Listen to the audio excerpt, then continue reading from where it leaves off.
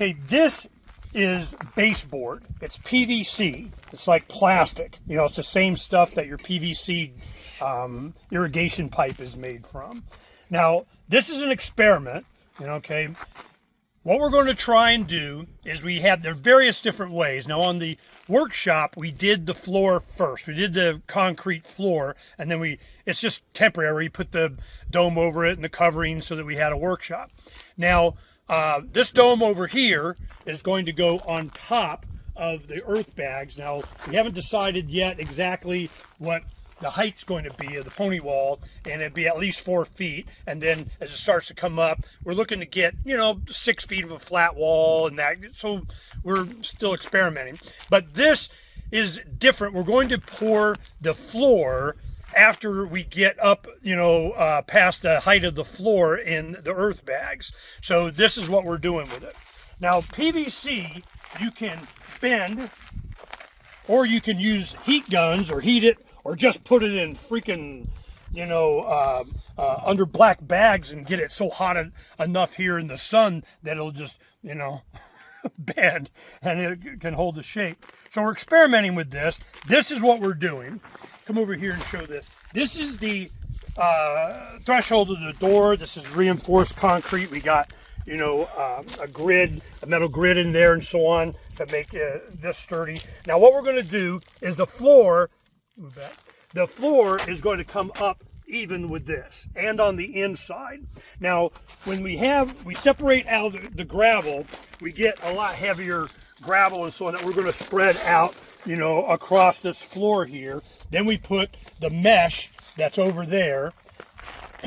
Donna's really good at cutting that up to fit and so on. So it'll fit inside here, then down here.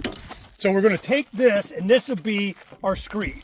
We're just going to go around and level this out. Now we're probably going to bring the floor up a little bit and only make it like 3.5 inches, and that's 3.5 inches wide there. So we'll have a flat floor that goes in here, and we'll be doing that at the end of the week, this coming weekend. We'll go ahead and have the floor here, and then we'll think about when we're going to do the interior part of the dome with the floor. Now what we're going to do now is in between the door jamb and this first overlapping bag that goes into the laundry bathroom, we're going to fill in here and do the same thing on the other side.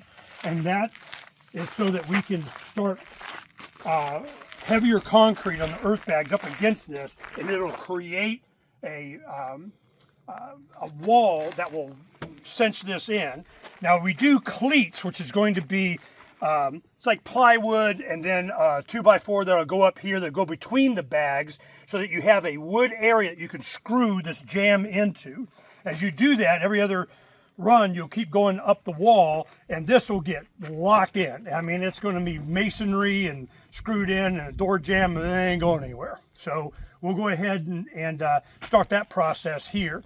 Once we get this next layer of bag that goes on here, then we'll do the other outside, the rest of the ring into the other door jamb, and then we'll go ahead and be able to do a continuous run all the way around. Now we cut away the plastic that we had, because this is below ground. There's about 4 layers of this that go down to provide a really strong footer, and this is concrete. You can see kind of concrete cement coming through there, and we just put the bags over it because we wanted to make it to where it was sealed underneath. Now we did the bathroom differently. We did it all with gravel, and then the earth bags that we have here going around the bathroom is almost pure concrete. So, and it's pure concrete. So this is just 2 different ways. We wanted to see which worked better, how much we had. This is an experimental dome here. Now you'll see this chicken wire stuff that we just had laying out here in the desert. We just repurposed and just kind of wrapped it around that would hold the plastic up, and we did a cement base at the bottom of all of those of only about 1 inch or 2 thick, just to try and have a strong base, but it was also for rodent control. We had the wire and so on. We just heard that, over a decade or so, they'll start turning into, mouse condos or something. So we wanted to make sure that we prevented that a little bit, so we sealed it in concrete underneath. So this is where the height of the bathroom floor is going to go to here. And then I'm hoping that I can get it to where it kind of slopes and drains to the shower drain. So if there's any flooding or I just want to hose it off or something, it'll just go to the drain. We'll see if I can work that out. Now, this over here, you can see, it's hard to tell. Stand right there. This down here is probably at least 18 inches to 2 feet above where the base of these bags are. So as we have the rains and we're controlling the water, and this eventually goes down to our sand pond, there's like 3 or 4 of these that we are managing the water that falls here when it does rain. And what we're doing is making sure that this doesn't flood, because this is, you know, if there's any chance of flooding, a lot of the places that we are, this will be it. So we had to raise the pad up. We kept piling up dirt and gravel and dirt and gravel, and finally got to where I'm feeling comfortable about this. Now that's why, you know, Donna was, you know, wondering about this, is that the door here that's going to come in from the patio area back here, this door, as it goes in, it's going to step down a little bit here, but I wanted this built up because I didn't want, should there be a flood, and I just got to tell you, when there's floods, it floods. Flash floods and it can flood.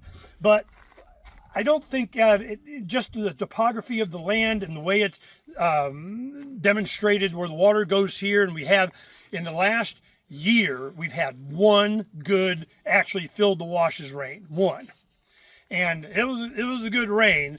But I don't think I'm going to have anything to worry about. But I wanted to have this threshold a little bit higher so I didn't have to worry about it. I don't want to have, you know, flood waters kind of, you know, coming in, and don't worry about it. So this, probably one more layer here and then 2 layers here will be mostly cement in these bags. Then we can go to the regular adobe. And it may have a little structured adobe, maybe 5% Portland cement. But that will be, you know, fine. This is how this stuff is supposed to be. You know, because we're new to it, and I'm, you know, kind of nervous, want it to last a long time, we went heavy cement because we have the bucket. You know, the way that we're doing the mixing with the tractor and so on makes this a lot less manual labor, you know, so we're doing well. So this is where we're at now, and we finally got the drainage and the plumbing and the septic all done and set in, and now it's just cement and concrete. Now these baseboards, this is an experiment also, because you can't screw them in or take them out, because with the concrete there, you can't get the screws out to take them out. So what we do is we take the laser level, we get it, you know, where we need it, pack it, put gravel up against it, get it kind of set, and it's the right height and all level. And then when we start pulling these out, we can just drill a little hole, put a screw into it and grab it and just pull it out, we hope. If we can't and just leave it in there, it doesn't really matter. But, you know, I'd like to reuse these and pull these out, and I think we're going to be able to do it. When we did the other one, the coroplast that we had, released pretty well. Now the reason you see a bunch of dust on there is that we oiled it, you know, and it got dust on there, which will probably help release, you know, the concrete anyway. So we'll go ahead and finish this out around, you know, before we do the actual pour. But we wanted to see if we could do this and get this to where we could screed it level. And this is a lot thicker than probably what we need or want. So we're going to take the coarse gravel that we separate with our screen that's over there, and that screen over there we can separate out the soil, get the rocks that we need, and we'll put the mesh, steel mesh over it, and then we just start mixing concrete and start pouring. Now it's usually for every inch you multiply that times 2 feet, so if it's like 4 inches, then that's 8 feet, you know, before you would put an expansion joint or something. So it looks like we're going to be able to do it in no more than 3 pours, but maybe 2. We'll put expansion joint here, and we'll pour this, and then we pour that. And Don and I got a big giant education on doing that for the workshop floor. So we're going to go ahead and, I mean, how much can you mess it up? As long as you keep going, you're not waiting for it to set, you know, and we got it down pretty good that we can do it. But that was when it was a lot cooler. So now it's a lot hotter. There is some retarding agents that you can put in to slow it down, but you know, we'll see. We'll get to that point and we'll make a determination. So what we want to accomplish today is we want to get this first run here and on this side of it so we can start locking in this door jamb. After it gets up to a certain height, then we can start taking these support structures off, and then this inside, this is just to support the outside. These are 12 inches, these are 10 inches. Now over there we had two 12s, but what we're doing is this inside is to support the outside. Once we get this all, you know, in and solid, then we unscrew this inside and it comes out, and now you got the wood door jamb that you just slide. It's measured to 38 1/4. No, this one is 32 1/4 for the inside to have a 30-inch door. That's 38 1/2 or something for a 36-inch door. Now we're probably going to do the 30-inch. I think we're going to go smaller for the outside door over here, but we got the wood for that, and I think we're going to do the same thing here. It'd be 12 inches and with the 10s on the inside. So that's what our next mission of all the other stuff that we got going on and doing, is that we keep plugging away at this so that we can start building up the walls and get the floor in, and then things will start going a lot faster. Because once we do the cement for the floor, then it's just, you know, putting bags up. And one of the things, the concern is the bucket only goes so high. I mean, it'll get up to here and so on. Now we have a mixer that we got, a poly barrel cement mixer that Donna can do by herself, or we can do little projects or wheel it in to where maybe we can't get the tractor, you know, right here. There's a couple places right over here that the tractor is going to be difficult to get to without running in the walls and so on. So we need that little one for small areas that we might be able to do that. So that's what we're working on, and it's hot. But, you know, as long as because my neck feels, this is a perfect area. Here it's very cool. And if it wasn't for that, you know, not going to make it. You know, Donna, what's, you know, how long do you go before it's too hot? You got to jump in the pool. How long do I have? I mean, when I get overheated, I just need to cool down, so I can just, heck, I just jump in with my clothes and get out, and it'll keep me cool. Which is what we used to do our home in North Phoenix. You know, we had a couple of acres that we had to work the land and doing all our projects and playing with our aquaponics and square foot gardening and chickens and all that kind of stuff. And our grandchildren would come over and help, and they got rulified. But it's been very, very convenient to be able to bring your core temperature down. Because if you can't, you know, just jumping in the pool, throwing water, something, man, you die. I mean, I'm just saying. I've had heat stroke before. When you start kind of feeling like you're just behind on your water, even though you're drinking way too much, you got to get your core down, because you can only sweat so much. You know what I mean? But yeah. It's you know, it's very important to get your core. Now, in the evenings when it gets down, you know, it's 9, 10 o'clock, then the temperature starts dropping pretty fast. Now we have an evaporative cooler that we have in one of the windows on the love bus, and that evaporative cooler works really well. I mean, you get some fans. We got like 2 fans in there, an evaporative cooler, we're fine. And especially we got, you know, all the solar we need during the daytime, so it just runs and we don't care as long as you got enough water to feed it. Now it'll go through, what, a day?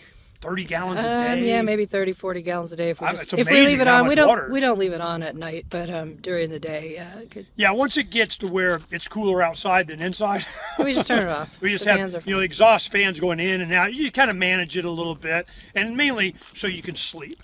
I'll work out in the heat all day long, jump in the pool, whatever. The homie wants to sleep. Now, it gets to where if you're you're hot when you're sheet is totally soaked. You know, you got to lay on a towel or something. You're just sweating. But with the fans blowing on you, you're doing pretty good. That all changes during the monsoon. When the humidity gets so much that it can't lower the temperature with evaporative cooling, that's the misery index here in the desert. So you have more fans blowing and so on. We've lived in Arizona all our adult lives, and, you know, it's just, you know, get over it.